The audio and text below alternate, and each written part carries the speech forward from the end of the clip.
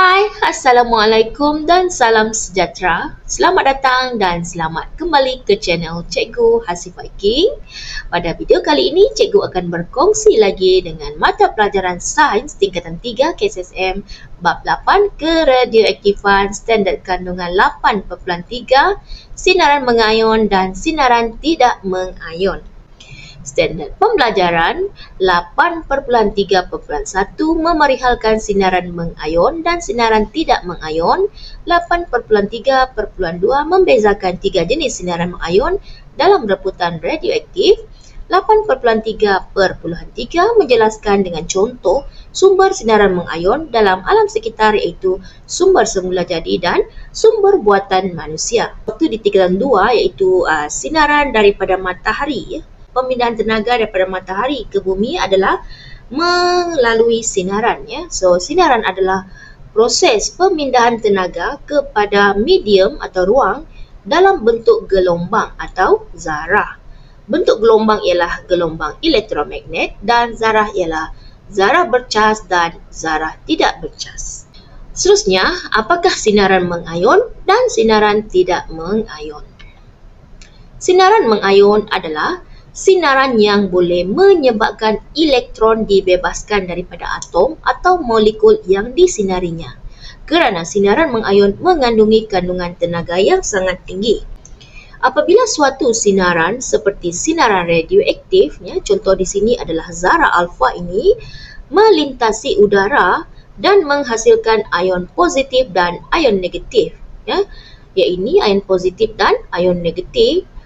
Sinaran ini dikenali sebagai sinaran mengayon. Sebagai contoh, sinar X dan sinaran radioaktif merupakan sinaran mengayon. Raja 8.8 sinaran radioaktif sebagai sinaran mengayon. Daripada molekul udara neutral menjadi udara yang mengayon. Seterusnya kita pergi kepada sinaran tidak mengayon. Sinaran tidak mengayon merupakan sinaran yang melintasi udara dan tidak menghasilkan ion positif dan ion negatif. Contohnya, cahaya nampak, seperti yang kita nampak lah. Cahaya nampak dan gelombang radio ialah sinaran tidak mengayon. Kita lihat rajah 8.9, sinaran mengayon dan sinaran tidak mengayon dalam spektrum elektromagnet. Sinaran tidak mengayon seperti gelombang frekuensi yang sangat rendah, radio, inframerah, gelombang mikro, cahaya nampak ultra ungu adalah sinaran yang tidak mengayon. Manakala sinaran mengayon adalah seperti sinar X dan sinar gamma. Sinaran elektromagnet terbahagi kepada dua jenis, iaitu sinaran mengayon dan sinaran tak mengayon. Seperti yang ditunjukkan dalam spektrum gelombang dalam jadual di bawah, sinaran mengayon mempunyai frekuensi dalam lingkungan 10 kuasa 16 hingga 10 kuasa 24 Hz. Manakala frekuensi sinaran tidak mengayon pula dalam lingkungan 10 kuasa 15 hingga 100 Hz. Yang berwarna hijau ini adalah sinaran tak mengayon. Contohnya radio, gelombang mikro, cahaya nampak ultra ungu. Sinaran mengayon pun adalah sinar X dan sinar gamma. Sinaran tidak mengayon bertenaga rendah, panjang gelombang yang besar, dan kuasa pengayonan yang rendah. Kita telah lihat tadi jenis sinaran dia, iaitu gelombang frekuensi yang sangat rendah, radio, gelombang mikro, merah, dan di bawah ni adalah cahaya nampak, cahaya persekitaran, cahaya yang kita nampak, dan juga ultra ungu. Manakala sinaran mengayon bertenaga tinggi, frekuensi yang tinggi, kuasa pengayonan yang tinggi. Contoh sini sinar X dan sinar gamma. Jenis-jenis sinaran mengayon. Terdapat tiga jenis sinaran radioaktif yang merupakan sinaran mengayon, iaitu sinar alfa, simbolnya ini, sinar beta, simbolnya macam ni, dan sinar gamma, simbolnya macam ni, seolah-olah macam muai lah, sinar gamma. Lihat perbezaan ketiga-tiga jenis sinaran radioaktif ini. Sinar alfa, simbolnya alfa, sifat semula jadinya merupakan nukleus helium, mempunyai 2 proton dan 2 neutron. So, charge-nya adalah bercas positif, mempunyai kuasa pengayonan yang tinggi. Seterusnya sinar beta. Sinar beta merupakan elektron yang berhalaju tinggi. Oleh kerana dia elektron, maka dia adalah bercas negatif. Kuasa pengayonan adalah sederhana. Sinar gamma Sinar gamma merupakan gelombang, sejenis gelombang elektromagnet, tidak bercas, casnya adalah neutral, kuasa pengayunannya sangat rendah. Kita lihat daripada segi kuasa penembusan. Ini adalah sinar alfa, sejenis zarah yang mempunyai cas positif dan mempunyai jisim yang berat. Sinar alfa tidak dapat menembusi kulit dan mampu disekat dengan menggunakan sehelai kertas. Walau bagaimanapun, sinaran alfa mempunyai tenaga pengayunan yang sinar sangat alfa tinggi adalah rendah dan sensitif kiranya dibebaskan ke dalam tubuh manusia, terutamanya paru-paru berbanding sinaran lainnya. Okey, seterusnya kita pergi kepada sinaran beta yang kedua ni, tengah-tengah ni. Ini adalah sinaran beta. Okey, sejenis zarah bercas negatif, mempunyai tahap penembusan lebih kuat dan tenaga pengayunan yang kurang berbanding sinaran alfa. Sinaran beta dapat menembusi badan manusia tetapi tidak mampu menembusi lapisan aluminium ini. Pergi kepada sinaran gamma. Sinaran gamma merupakan sejenis sinaran elektromagnet dan tidak mempunyai cas. Sinaran gamma sangat bertenaga untuk menembusi badan manusia dan memerlukan kepingan logam plumbum atau konkrit untuk menyekat penembusannya. Walaupun tidak mempunyai tenaga pengayunan, sinaran gamma boleh dihentikan oleh logam plumbum ini. Kita lihat kepada pemesongan oleh medan elektrik, sumber radioaktif. So di sini ada plat negatif, ada plat positif. Okey, sinaran alfa tadi ni dia akan terpesong ke plat negatif. Okey, macam mana kita nak ingat, sinaran alfa ini dia bercas positif. Okey, so dia akan terpesong ke plat negatif. So macam lelaki perempuan lah. Kalau nak ingat lelaki, dia akan tertarik kepada wanita. So yang macam ni lah, kalau positif dia akan tertarik kepada negatif. Okey, manakala beta, okey, ini adalah sinaran beta. Sinaran beta itu bercas negatif. Okey, dia akan terpesong ke plat positif.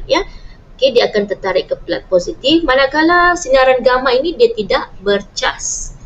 Okey, so dia tidak terpesong ke mana-mana, tidak dapat dipesongkan, so dia bergerak lurus sahaja. Okey, kita lihat pula pemesongan oleh medan magnet pula. Okey, sumber radioaktif. Okey, ni ada medan magnet. Okey, sinaran alfa dia akan terpesong ke atas.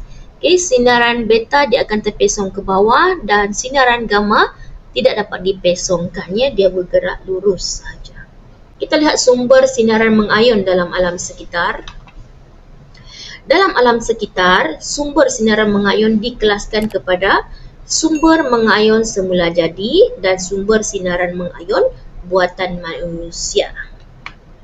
Okey, so kita lihat ini dalam buku teks. Sumber sinaran mengayun dalam alam sekitar terbahagi kepada dua. Okey, sumber sinaran mengayun semula jadi. Okey, semula jadi ini yang memang sedia ada di dunia ini. Contohnya sinaran kosmik dan sinaran latar belakang. Okey, so nanti kita akan belajar apa itu sinaran kosmik dan apa itu sinaran latar belakang. Okey, kemudian sinaran mengayun jenis buatan manusia, contohnya kemalangan nuklear, ujian nuklear dan penggunaan radioisotop untuk perubatan. Sinaran kosmik. Okey, sinaran kosmik ialah sinaran yang bertenaga tinggi yang dihasilkan di luar sistem suria atau dari galaksi yang lain. Okey, so kita boleh katakan sinaran kosmik itu adalah sinaran daripada angkasa lepas. Oleh sebab itu, sinaran kosmik juga dikenali sebagai sinaran kosmik galaktik. Okay, teleskop Cherenkov di Gunung Hopkins, Amerika Syarikat digunakan untuk mengesan sinaran kosmik. Teleskop Cherenkov di Gunung Hopkins, Amerika Syarikat yang digunakan untuk mengesan sinaran kosmik. Seterusnya kita pergi kepada sinaran latar belakang pula. Okey, sinaran latar belakang terdiri daripada pelbagai jenis sinaran mengayun dalam alam sekitar. So dalam alam sekitar kita ni ada sinaran mengayun yang dikenali sebagai sinaran latar belakang. Sinaran latar belakang ini dihasilkan daripada pelbagai sumber, termasuklah sumber semula jadi dan sumber buatan manusia. Kita lihat sumber sinaran latar belakang. Okey, sumber sinaran latar belakang pertama sekali daripada sinaran kosmik. Okey, keradioaktifan persekitaran daripada bahan radioaktif semula jadi, sisa radioaktif daripada kemalangan nuklear dan ujian nuklear, radiosotop daripada kegunaan perubatan. Manusia tidak dapat merasa, menyentuh atau menghidu kehadiran sinaran radioaktif, tetapi ianya boleh diukur dengan menggunakan peralatan-peralatan pengesanan sinaran yang berkaitan. Sinaran mengayun yang diserap ke dalam badan manusia akan merosakkan sel badan. Oleh itu, kesan biologi daripada sinaran mengayun terhadap badan manusia diukur dalam kuantiti yang dikenali sebagai dos. Dos 1 SV adalah bersamaan dengan 1 joule tenaga sinaran mengayun yang diserap oleh 1 kilogram tisu hidup. Unit pengukuran dos sinar latar belakang yang lazimnya digunakan ialah microsievert per jam. Simbolnya ini ya, micro SV per jam. Apakah unit pengukuran dos sinaran latar belakang yang ditunjukkan dalam bacaan pada alat pengesan tersebut? Yang ini. Ini adalah pengukuran sinar latar belakang dengan alat bilang Geiger therapy radiation meter. Untuk mengesan sinaran radioaktif di sesuatu kawasan. Dos sinaran latar belakang yang selamat dalam kehidupan harian. Dos sinaran latar belakang atau sinaran mengayun yang kurang daripada 0.2 microsievert per jam ialah aras normal atau aras selamat. Perhati dan bandingkan bacaan dos sinaran latar belakang pada alat pengesan sinaran latar belakang yang ditunjukkan dalam gambar foto 8.2. Kita lihat di kebun bunga 0.12. Di kawasan sekolah 0.07. Berdasarkan gambar foto 8.2, kebun bunga dan kawasan sekolah merupakan kawasan yang selamat kerana kedua-dua kawasan ini mempunyai dos sinaran latar belakang yang kurang daripada 0.2 microsievert per jam. Kita lihat seterusnya aras dos sinaran latar belakang yang selamat. Pertama, kurang daripada 0.2 microsievert per jam, kurang daripada 0.0002 milisievert per jam. Kemudian yang ketiga, kurang daripada 1752 microsievert per tahun. Dan keempat, kurang daripada 1.752 milisievert per tahun. Dalam kehidupan harian, anggaran dos sinaran mengayun daripada pelbagai sumber adalah seperti yang ditunjukkan dalam rantai di bawah ni. So, kenapa sih sumber manakah yang selamat dan tidak selamat kepada seseorang individu? So kita lihat angka selepas ini. Daripada angka selepas, sinaran kosmik yang menyinari bumi adalah 0.35 milisievert per tahun. So, adakah selamat So, kita lihat aras dos sinaran latar belakang So, 0.35 milisievert per tahun adalah selamat So, bumi masih selamat kerana kurang daripada 1.752 milisievert per tahun kerana sinaran kosmik itu diserap oleh atmosfera bumi. Penerbangan sumbernya adalah sinaran kosmik iaitu 0.003 milisievert per jam. Adakah penerbangan ini selamat So di sini 0.03 milisievert per jam adalah melebihi aras dos selamat aras dos selamat sinar latar belakang iaitu melebihi 0.0002 milisievert per jam. So penerbangan tidak selamat jika kerap melakukan penerbangan adalah amat membahayakan kepada kesihatan kerana terdedah kepada sinaran kosmik. Menonton TV ataupun komputer, sumbernya sinaran mengayun. Dos sinaran adalah 0.01 milisievert per jam. So kita lihat adakah selamat.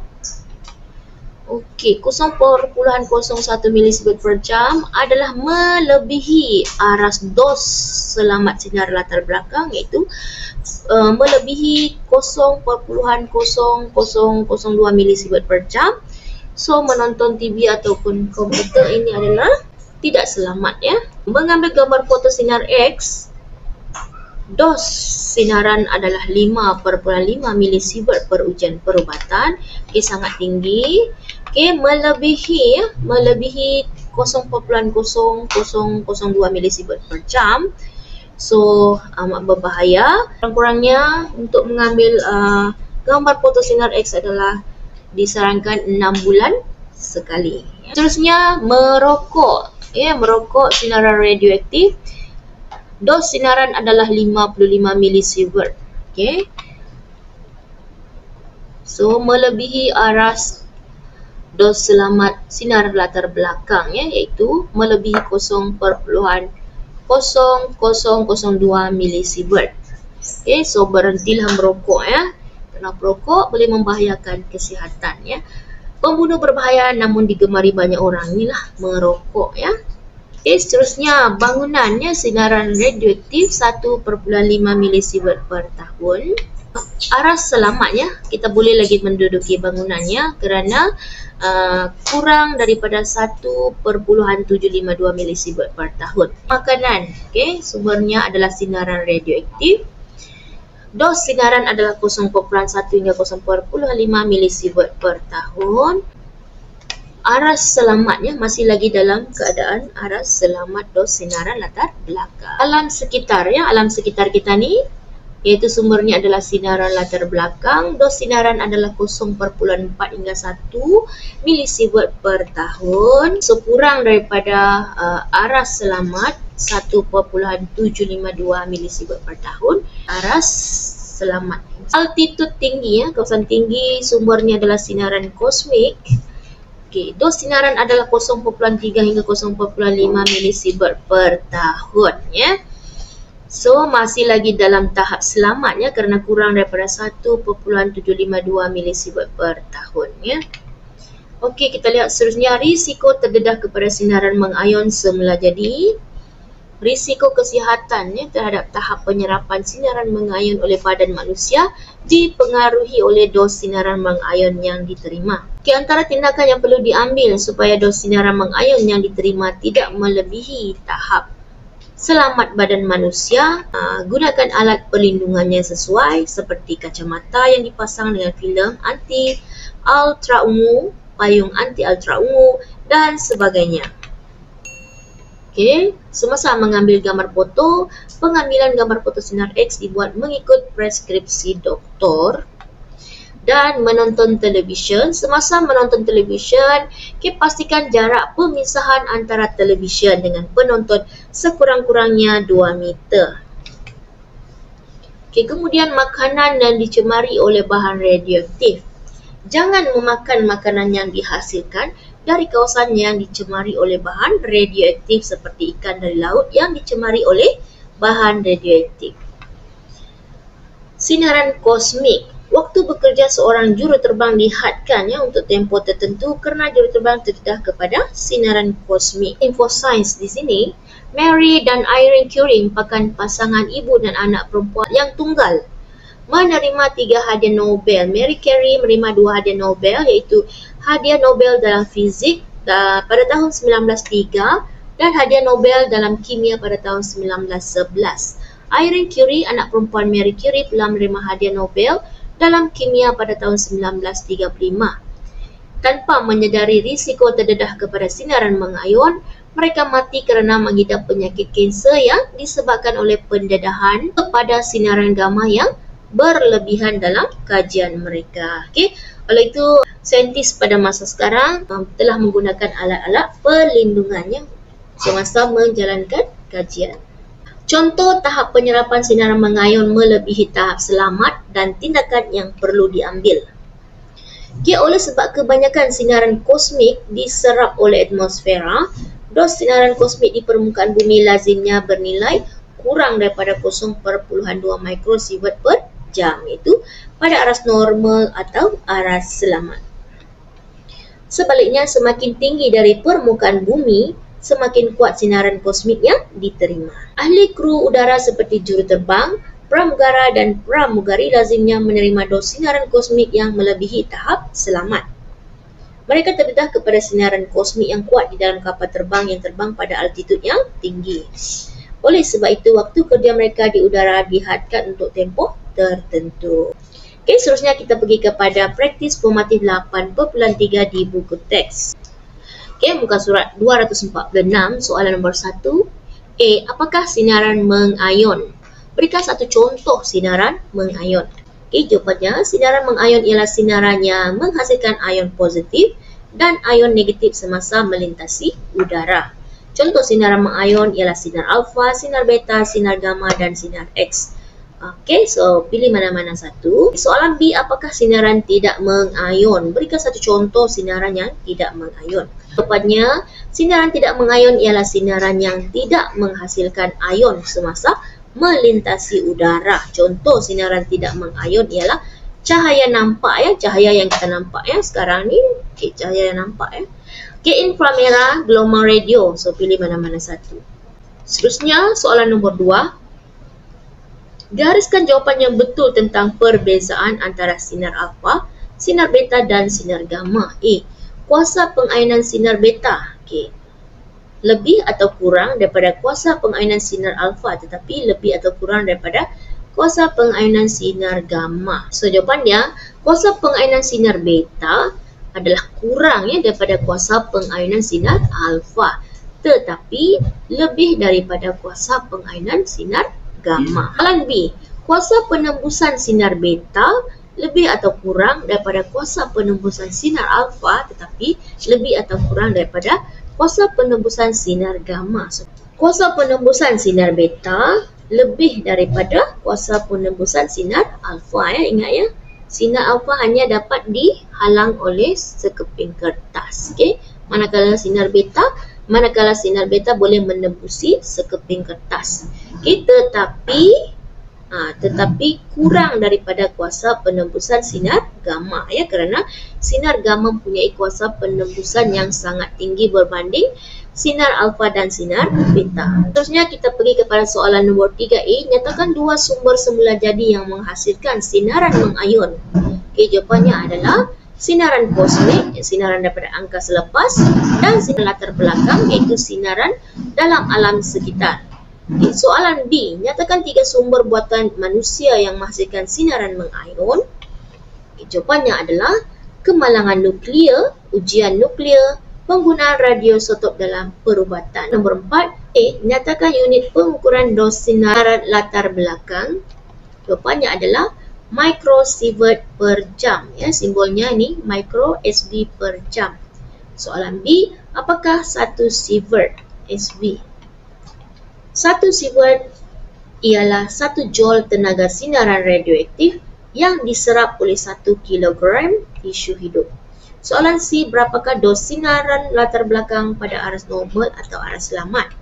So kena ingat, dos sinaran kurang daripada 0.2 microsievert per jam. Soalan nombor 5, mengapakah tahap penyerapan sinaran mengayon bagi individu yang bekerja dalam sektor penerbangan lazimnya melebihi tahap selamat? Jawapannya, semakin tinggi dari permukaan bumi, semakin kuat sinaran kosmik. Oleh itu, individu yang berada di dalam kapal terbang yang berada pada altitud yang tinggi akan menyerap lebih banyak sinaran kosmik sehingga tahap penyerapan sinaran mengayonnya melebihi tahap selamat. Soalan yang seterusnya, soalan terakhir, seorang murid menonton televisyen setiap hari selama 2 jam. Hitung dos sinaran mengayon yang telah murid itu terima selama 5 hari. Okey, diberi dos sinaran mengayon televisyen sama dengan 0.01 milisievert per jam. Dos sinaran mengayon yang diterima oleh murid adalah sama dengan 0.01 milisievert per jam. Darabkan dengan 2 jam, darabkan dengan 5 hari, sama dengan 0.1 milisievert.